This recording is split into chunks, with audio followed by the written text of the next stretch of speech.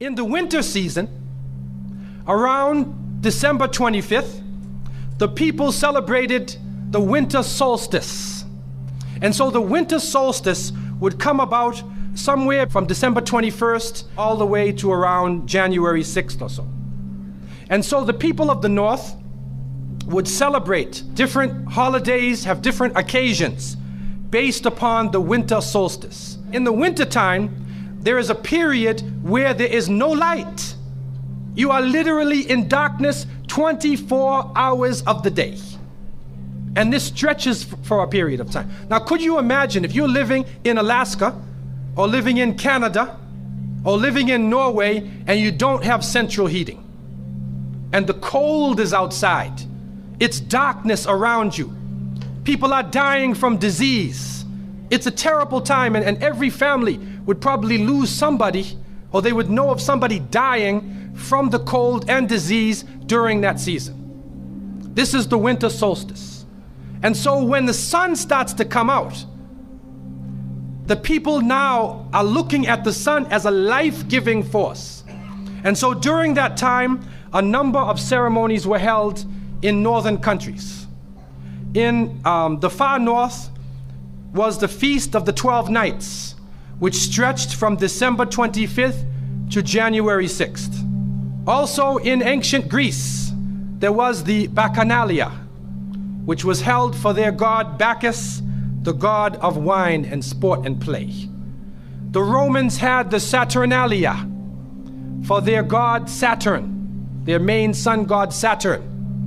And so you find during these times that the people held ceremonies in the north. They would burn bonfires. The light was important, the fire, because the fire represents the light, the life-giving force for those who worship nature. Also in the north, they recognized that there was one tree that despite the cold would still remain alive, the evergreen tree, the fir tree. And so in some cases, they would take this fir tree, believing that there was powers of life within the tree, and they would put it in their homes, set it there and put a light on the top of it, or burn them in the front, or they would make mistletoes and put them over their doorways, a type of what we would call ta'weez or tamima. It is an amulet. And they would hang the amulet over their doors, hang the amulets in their home, hoping that this fir tree, that this so-called life-giving force would protect them from the danger of the winter. And so their ceremonies developed around this. And this went on for hundreds of years. We also find in the ancient northern countries, and the Druids of the north, they carried out special ceremonies surrounding the mistletoe and surrounding the fir tree and the beliefs, and they would meet within circular areas. And they had a secretive cult that spread throughout the far northern countries.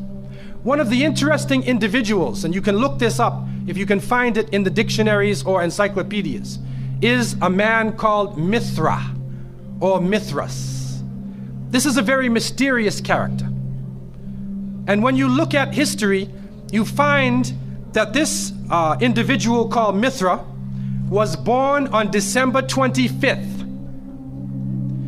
His day of the week was the 7th day of the week, that we still call Sunday.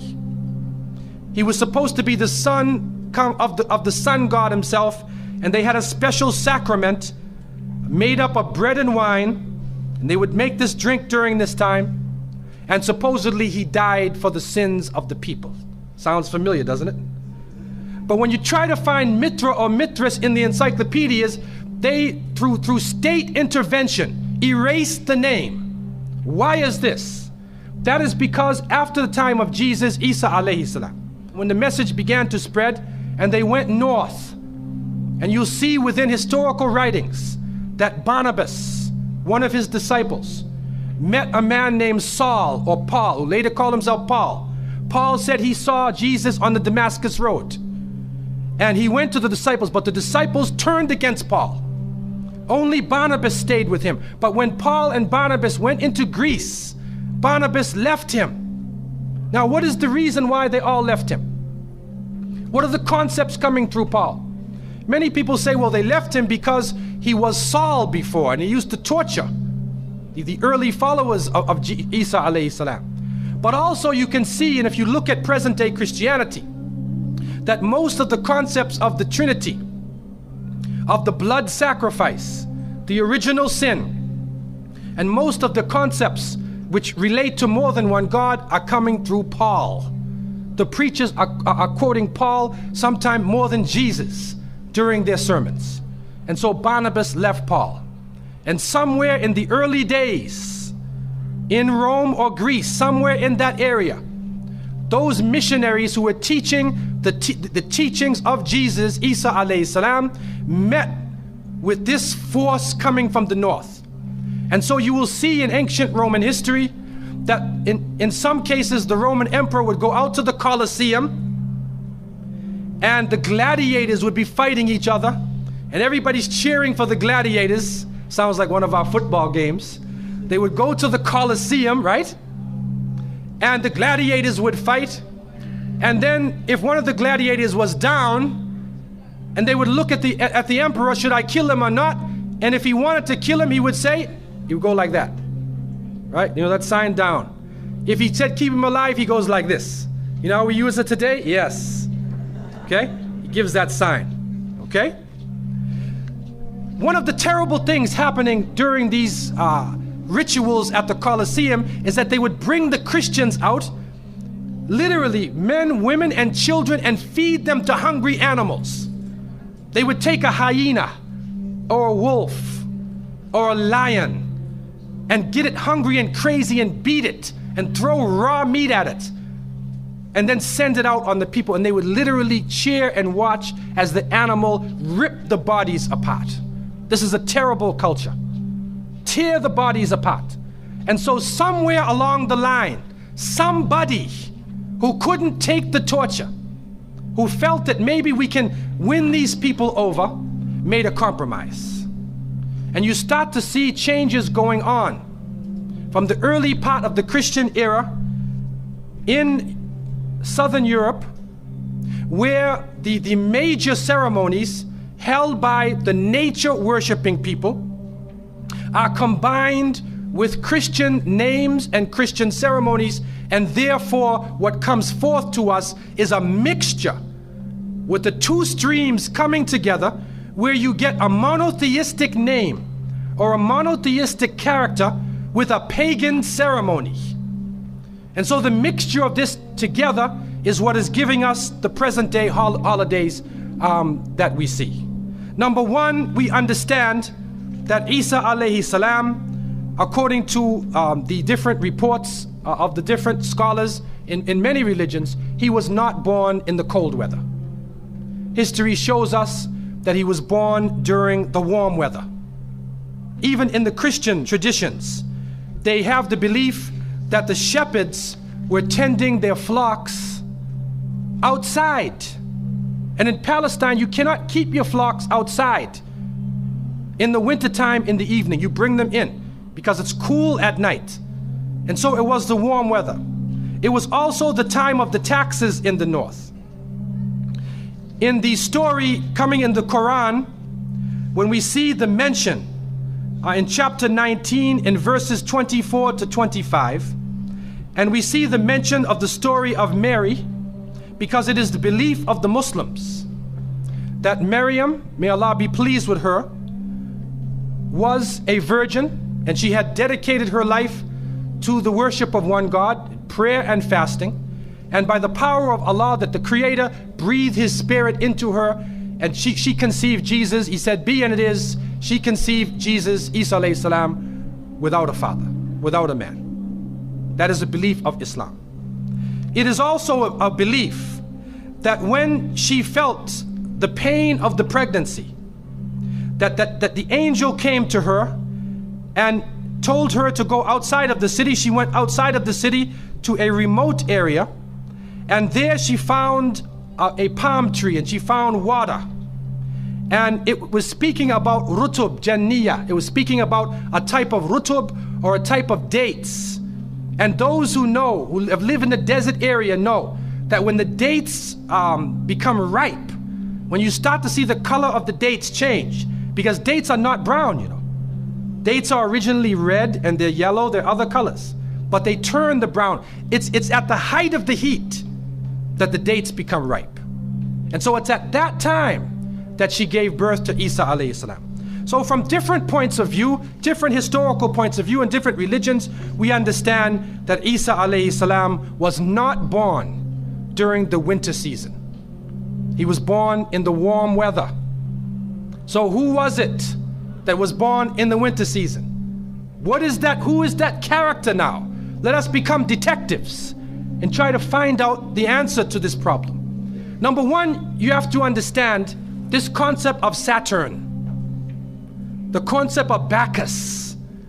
When they are portrayed by the different artists who drew pictures of them or the sculptures, they're usually portrayed as a heavy-set man with a white beard.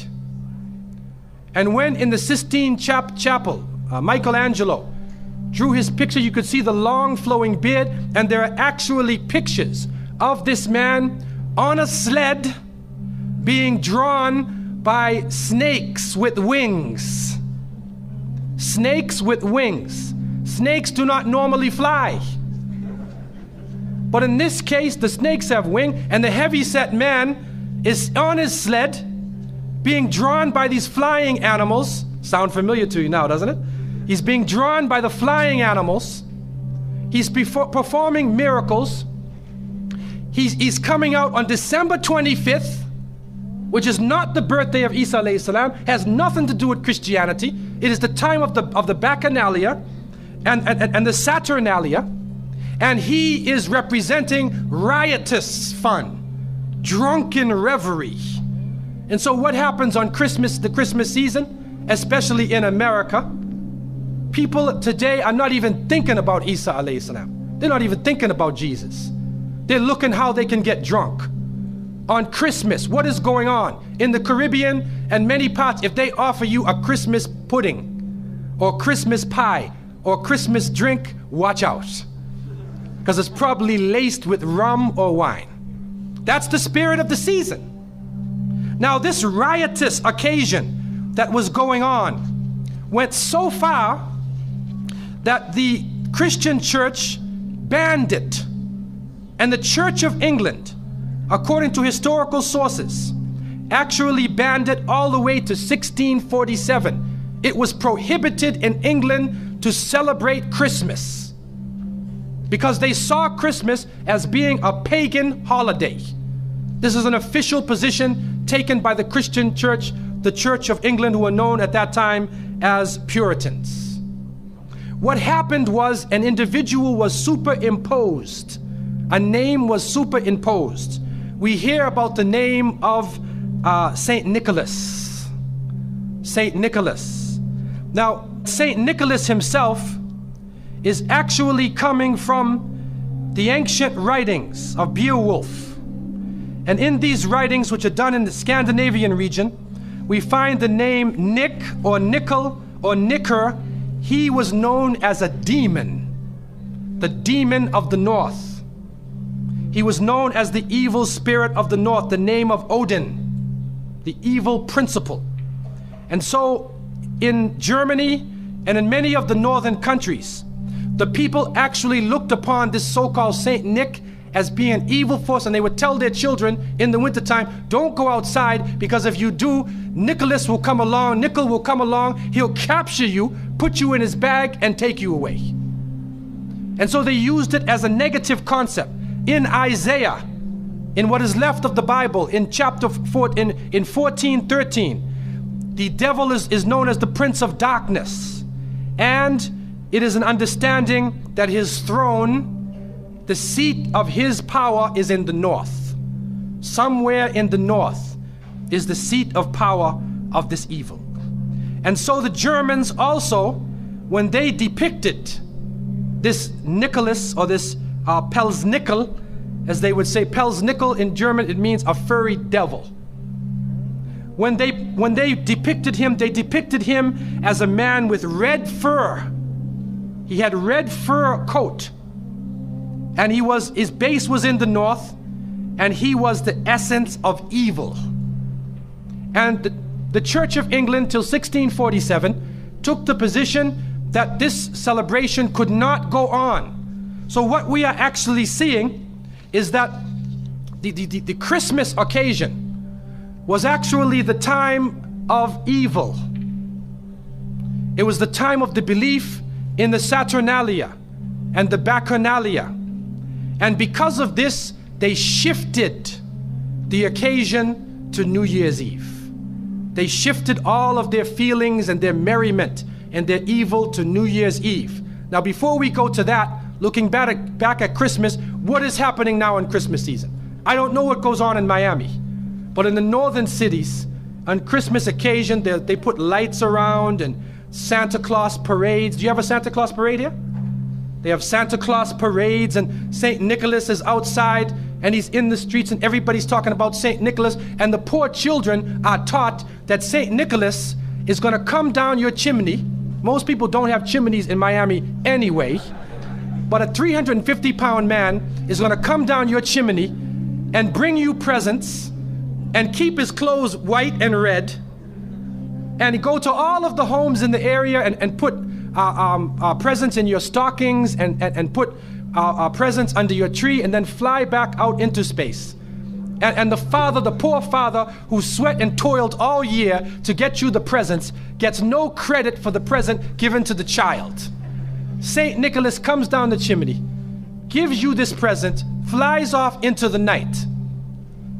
And many of us were raised thinking, believing in this.